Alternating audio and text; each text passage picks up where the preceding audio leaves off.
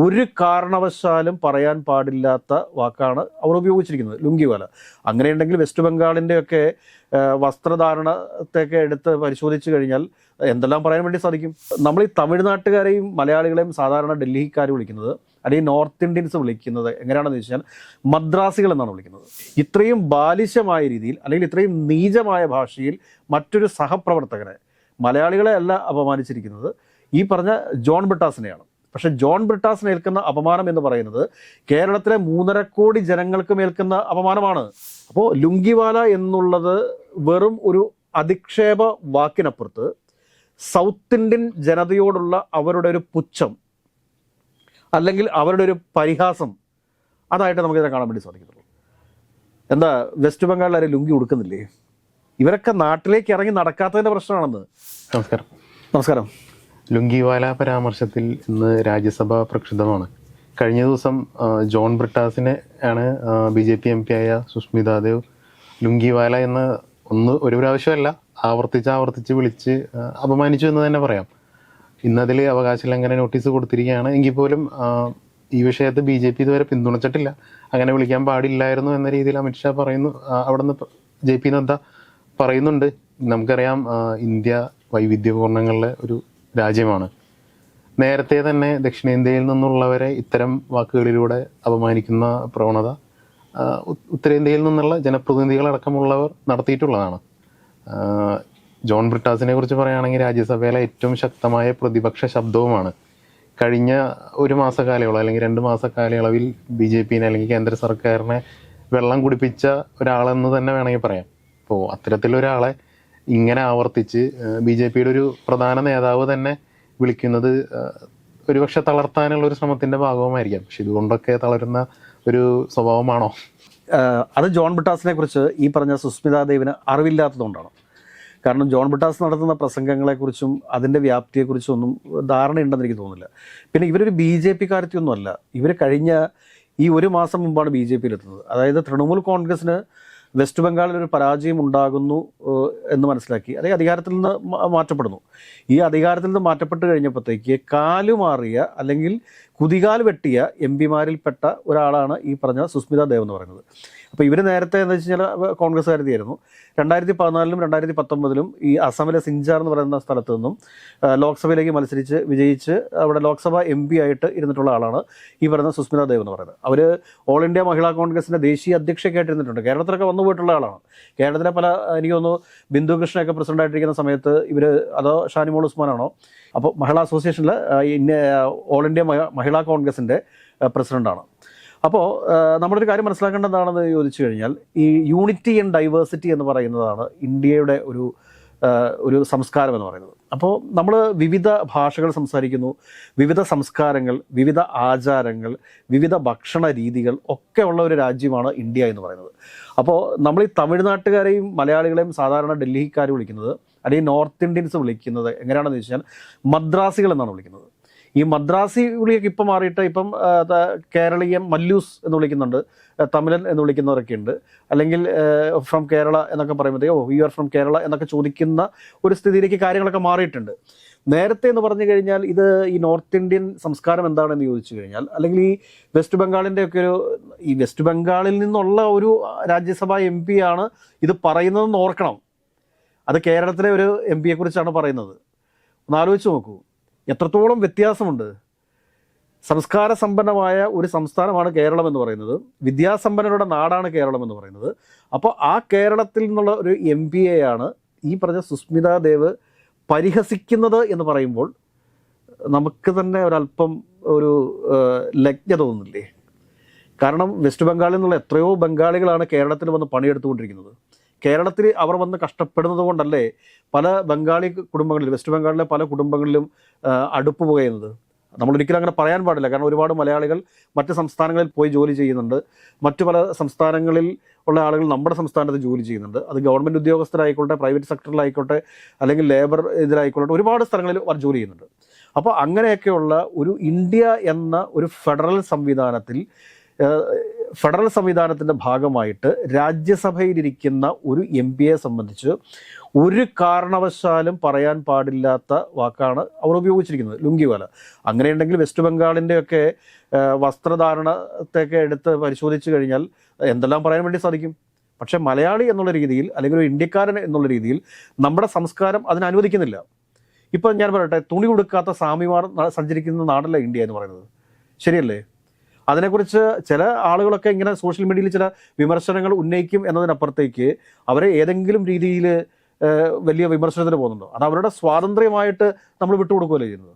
അപ്പോൾ അങ്ങനെയൊക്കെയുള്ള നാട്ടിൽ ഈ തുണി കൊടുക്കാത്ത സ്വാമിമാരെയൊക്കെ കൂടുതലായിട്ട് പ്രൊമോട്ട് ചെയ്യുന്ന ഒരു രാജ്യത്താണ് സുസ്മിതാ ദേവിനെ പോലെ രാജ്യസഭയിലേക്ക് നോമിനേറ്റ് ചെയ്യപ്പെട്ടിട്ടുള്ള അല്ലെങ്കിൽ തിരഞ്ഞെടുക്കപ്പെട്ടിട്ടുള്ള ഒരു എം പി ഇത്രയും ബാലിശമായ രീതിയിൽ അല്ലെങ്കിൽ ഇത്രയും നീചമായ ഭാഷയിൽ മറ്റൊരു സഹപ്രവർത്തകനെ, മലയാളികളെ അല്ല അപമാനിച്ചിരിക്കുന്നത്, ഈ പറഞ്ഞ ജോൺ ബ്രിട്ടാസിനെയാണ്. പക്ഷേ ജോൺ ബ്രിട്ടാസിന് ഏൽക്കുന്ന അപമാനം എന്ന് പറയുന്നത് കേരളത്തിലെ 3.5 കോടി ജനങ്ങൾക്ക് മേൽക്കുന്ന അപമാനമാണ്.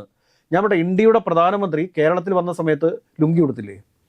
അപ്പോൾ ഇവർ പ്രധാനമന്ത്രിയെ വിളിക്കുമോ? ലുങ്കിവാല പ്രൈം മിനിസ്റ്റർ എന്ന് വിളിക്കുമോ?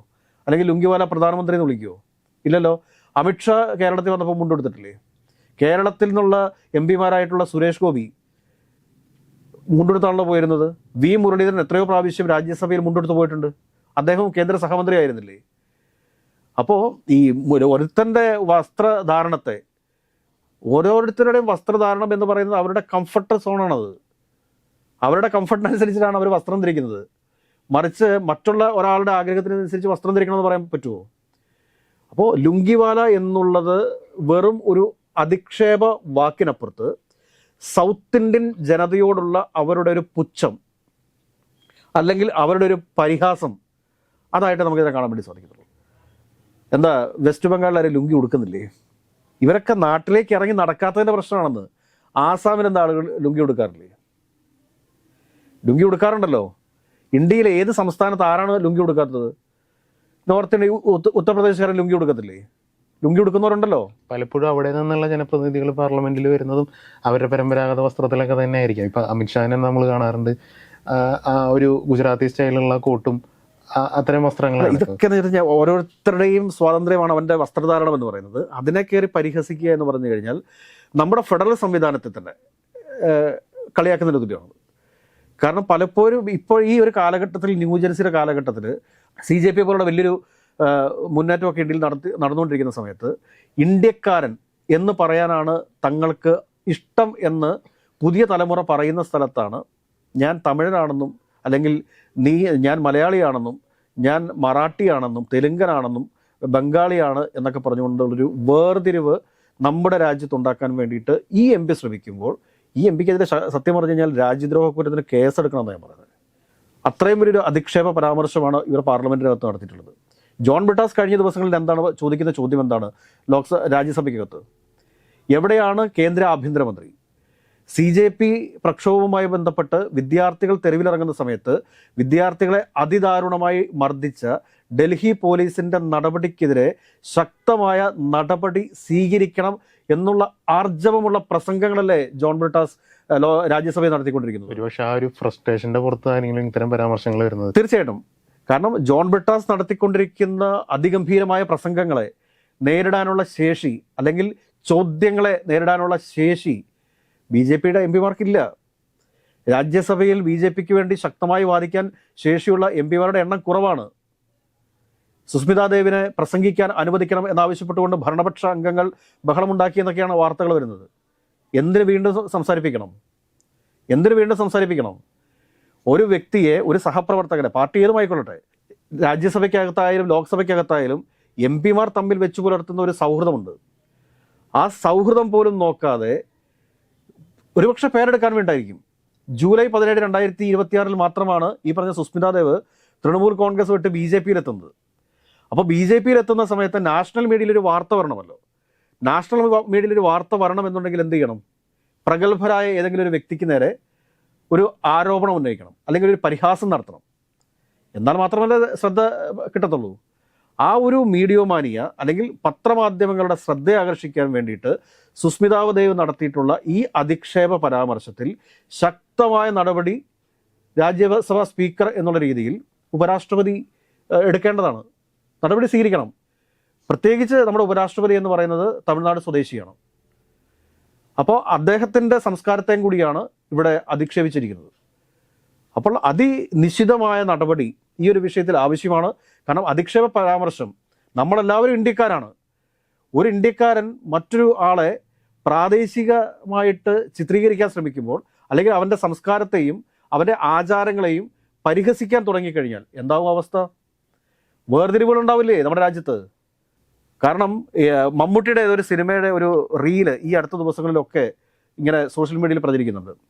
ഫ്രാൻസുകാരൻ എല്ലാവരും ഫ്രഞ്ചുകാരാണ്, US എല്ലാവരും അമേരിക്കക്കാരാണ്, UK എല്ലാവരും ബ്രിട്ടീഷുകാരാണ്. പക്ഷേ ഇന്ത്യയിൽ മാത്രമാണ് മലയാളി, തമിഴൻ, തെലുങ്കൻ എന്നൊക്കെയുള്ള വേർതിരിവുള്ളത് എന്നുള്ള നല്ലൊരു ഡയലോഗാണത്. അപ്പം നമ്മൾ കൃത്യമായി ഒന്ന് ചിന്തിക്കേണ്ടിയിരിക്കുന്നു. കാലം ഒരുപാട് മാറി. പുതിയ തലമുറയുടെ രാഷ്ട്രീയം എന്ന് പറയുന്നത് അവരെല്ലാം അപ്ഡേറ്റഡ് പൊളിറ്റിക്സ് ആണ് പറഞ്ഞുകൊണ്ടിരിക്കുന്നത്. പുതിയ തലമുറ മറ്റ് സംസ്ഥാനങ്ങളിൽ നിന്ന് വിവാഹം വരെ കഴിച്ചു തുടങ്ങിയിരിക്കുന്നു. ബംഗാളികൾ കേരളത്തിൽ നിന്ന് വിവാഹം കഴിച്ചു തുടങ്ങിയിട്ടുണ്ട്, അറിയോ?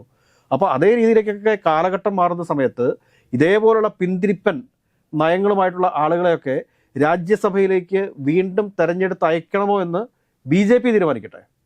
ഈ കേരളത്തിൽ വന്ന സമയത്ത് അല്ലെങ്കിൽ തമിഴ്നാട്ടിൽ പോയ സമയത്തൊക്കെ നരേന്ദ്രമോദിയും അമിത്ഷായും ഒക്കെ മുണ്ടെടുത്തിട്ടുണ്ട്, അല്ലെങ്കിൽ ലുങ്കി കൊടുത്തിട്ടുണ്ട്. മുണ്ടിനും ലുങ്കിക്കും വ്യത്യാസമുണ്ട്. അവരുദ്ദേശിച്ചത് എത്ര നീചമായിട്ടുള്ളൊരു അധിക്ഷേപമാണെന്നറിയോ? വളരെ നീചമായിട്ടുള്ളൊരു അധിക്ഷേപമാണ്. ഏതൊക്കെയാലും രാജ്യസഭയുടെ അധ്യക്ഷൻ എന്നുള്ള രീതിയിൽ ഉപരാഷ്ട്രപതി ഇതിൽ ശക്തമായൊരു താക്കീത് ഈ സുസ്മിതാ ദേവിന് നൽകും എന്ന് നമുക്ക് പ്രതീക്ഷിക്കാം.